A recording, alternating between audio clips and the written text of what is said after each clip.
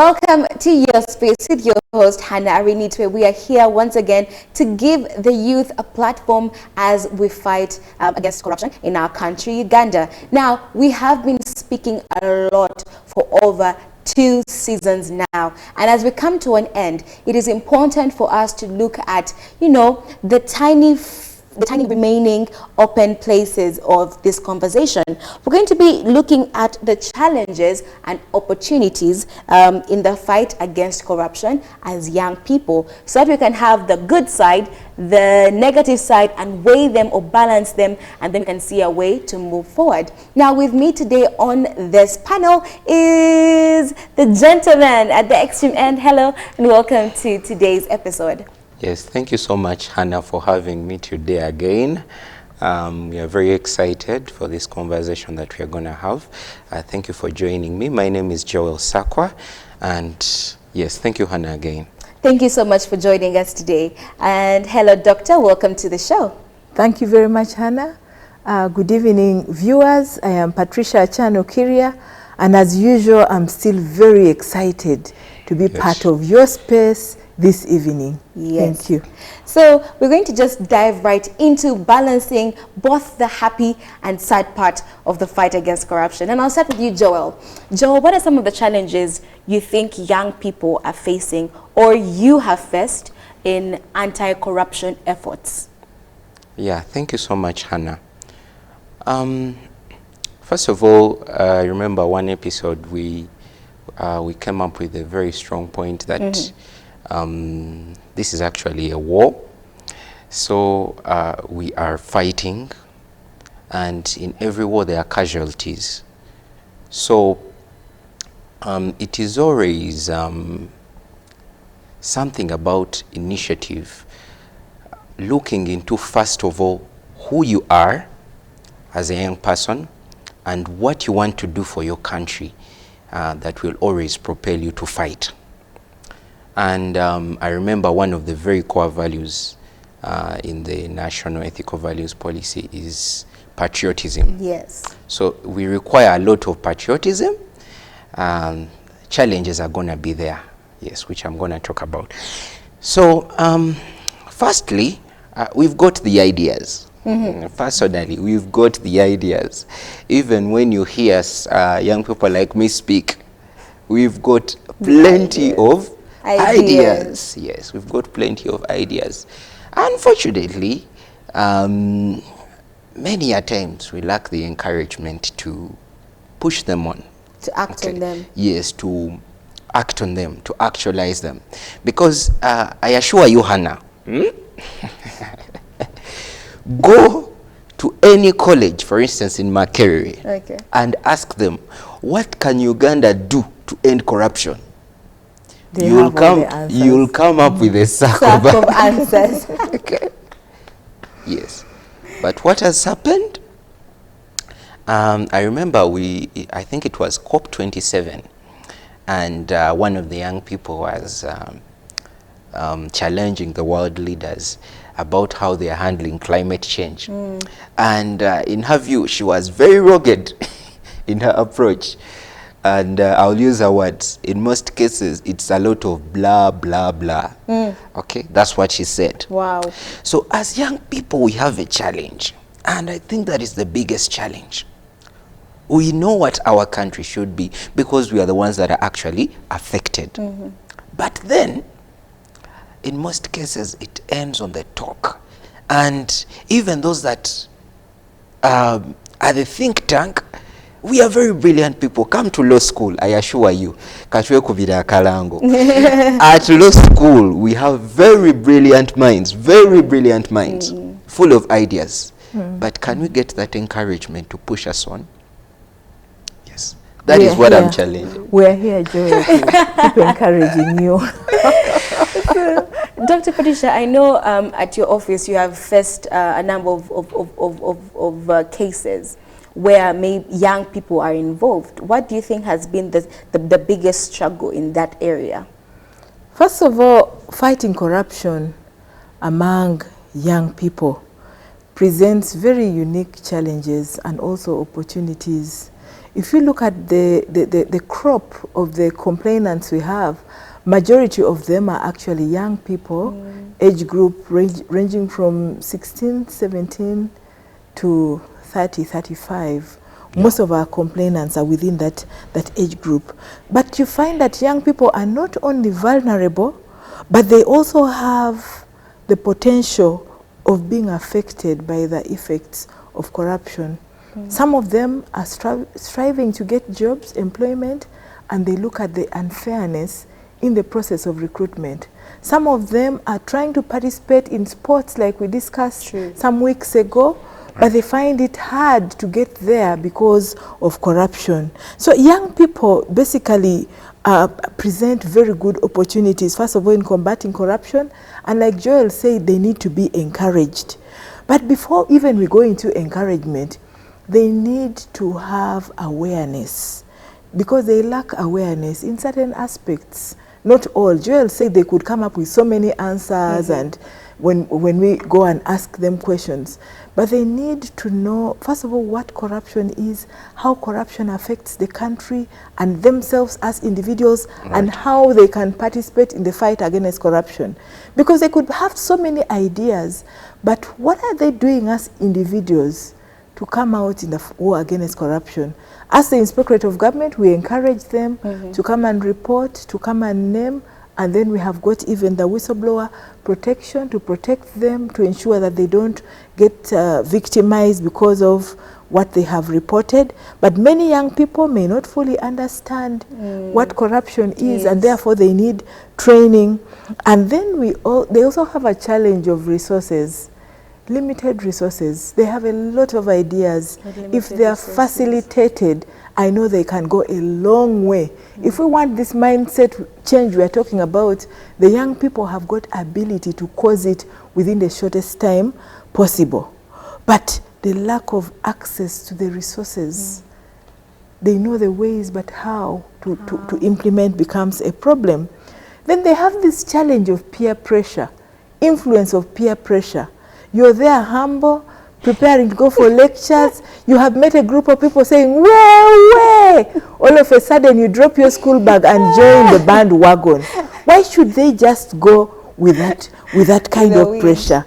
I've been a young person before, but I did not allow to be taken up by that. I did not allow to be influenced by peer pressure. So I think young people need to really overcome the influence of, first of all, peer pressure amongst themselves, and take what is positive, what is encouraging them, inspiring them, and so on. For me, if there is peer pressure to fight against corruption, then I would also add to that pressure and say, no, this is a good cause. Let me go and join these young people. So we need to overcome this influence and foster a culture of integrity that discourages corruption, which is a very significant challenge. Then inadequate education on ethics and values. If young people learned ethics and values right from home, and it's topped up in college and topped up in the university, we wouldn't be having this kind of conversations, because education plays a very pivotal role in the growing and life of a young person. It can shape attitudes and behaviors. But many educational systems today provide limited or inadequate teaching on ethics, integrity, and even anti-corruption principles. There should be a special component or subject or module on anti-corruption principles, because these efforts help to strengthen young people with skills on how to participate in the war against corruption. Then we have advancement in technology. We now have tweet. We have WhatsApps, we have all sorts of platforms which young people can use. They can engage in youth organizations, and these platforms we are talking about, and they can really have a very, very big impact out there. So I think, well, there are challenges, but if we take every challenge as an opportunity and turn it around, I think it can work out for the better, because in order to address these challenges and harness opportunities, it is very crucial to invest, first of all, in education, empowering the young people. We who are somewhere should make them friends by mentoring them, like we talked about, by coaching, by walking the talk with them. And together, I know we can go very far in the war against corruption. I like how you've shared from that point of view. So now we have looked at the 50% of the risks that that the young people are facing while joining the fight against corruption. But now, what are the opportunities? What is the happy end of all this chaos, Joel? Yes, the end is always brighter. That is, there is a book that that was called Darkness at Noon, but here we don't have we don't have Darkness at Noon. I love that book. It's one of my favorite books, actually, Darkness at Noon. Yes, you read it? Yes, that is good. But here there is no darkness at noon. Yes, it's going to be a brighter future. You know, it always pays off a lot, okay? It always pays off a lot if we decide to drop all the excuses, if we decide to drop everything that is drawing us back and decide to fight. Because in the first place, we are the ones that are going to be here. We are going to be here. There's nowhere we are going. So whether you decide to fight or not, okay, these things are going to affect us. And I've always laughed at somebody. There is a gentleman that is ever challenging me, and he ever says, always he's negative. He says, okay, yes, you're talking about a country, there's no country that has not grown without a bribe. Say, there's no country. Everybody that has reached somewhere has used a bribe, has used something What somewhere. are the facts? Where were these facts Yes, from? he had these examples, and yes, he had these examples, and he was really telling me Maybe that he meant a helping hand, or he meant bribe. Bribe or helping hand? he meant a bribe, as in using unethical, dishonest means to. And of course, I was giving some examples. There's a certain rich man whose book I was reading, and he's in Uganda, and he was emphasizing the fact that he did everything here in Uganda. But when I talked about Mr. Hamis to this gentleman, he was, of course, saying, but there are things that he has done, some things that have helped him go around the system. As young people, we are always looking for a way of going around the system. Even when the system is working fine. I think when I was getting my passport, and the process was very smooth, But this other friend of mine I was getting it with was telling me, Hannah, we have to find a back door. I'm like, but I'm waiting. The right door is very swift. And indeed, within like a month, I had gotten my passport. Now, for her that used the back door, even when the front door was open, things started to turn around. Yes. So I understand. Yes, please go. Yes, it is always. I don't know, but we need to have some confidence in ourselves as a country. It's time for us to have confidence in ourselves. Know that anything that is gotten through dishonest means will still go through dishonest means. You bribe to steal somebody's opportunity, and another person will bribe to steal your opportunity. So it is always very important to use the front door. Yes, yes. Thank you so much. Let's take a break. We're going to be right back.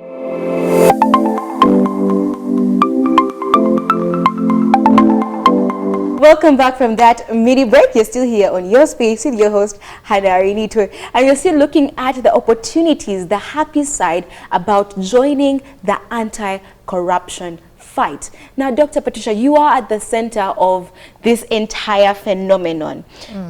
Convince us, the young people, what is the good benefit of joining this fight of your office?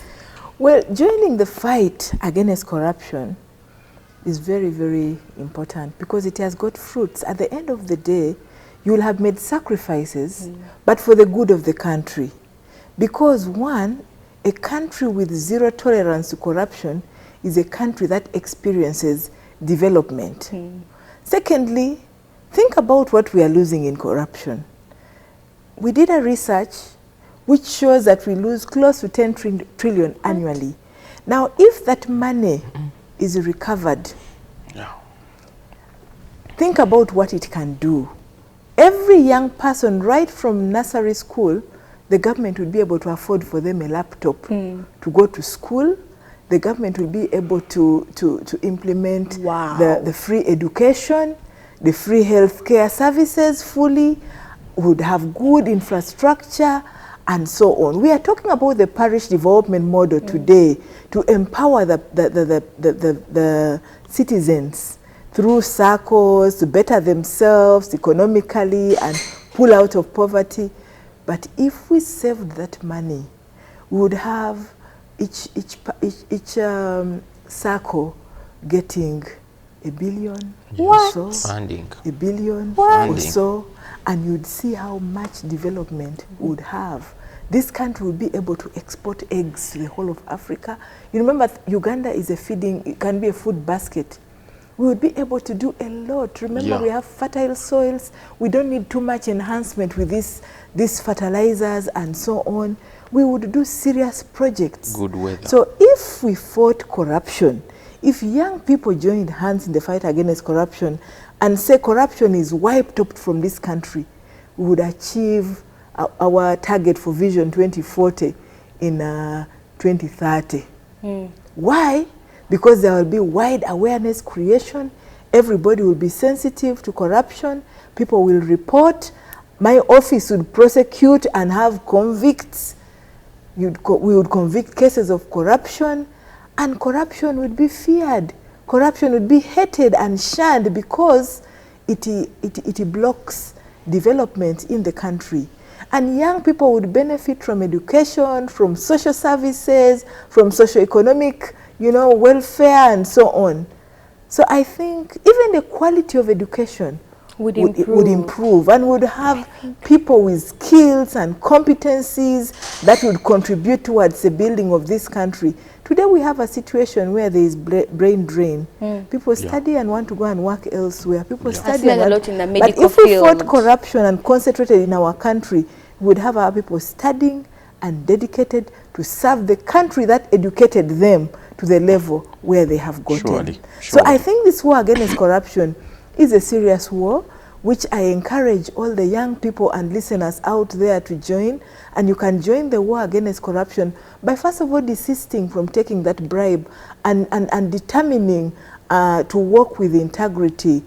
A person of integrity does not accept a bribe or pay a bribe. A person of integrity demonstrates that by teaching their own children the principles of integrity. A person with integrity offers good leadership and can mentor other leaders to walk in that way and model the way in the fight against corruption. Yes. I think, Dr. Patricia, you've just drawn a whole new Uganda in my face. And even personally, I still can't believe that something like that can be possible. I think so many of us have been too comfortable in what we call Uganda now that we can't even see that vision completely. No, we need to look at Uganda tomorrow. If we are able to wipe this corruption, Uganda tomorrow will be the sweetest Uganda to live in. So our grandchildren will be enjoying the benefits of living in a country that is free from corruption. Wow, yes, Joel. Yeah, I think I was sharing with you a similar view that, like, when you talk to a person, especially young people, because they have been so much engrossed in this culture of being corrupt, having to find your way out and failing because you've used the front door.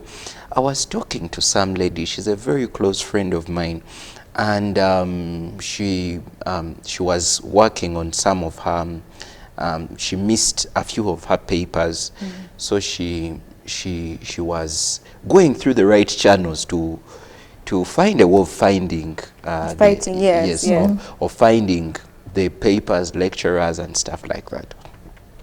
So she reaches this point and hits a snag, and it's like, it's panic time, it's already exam time, no one is gonna give you papers, coursework that you've missed, nobody is going to be on your side.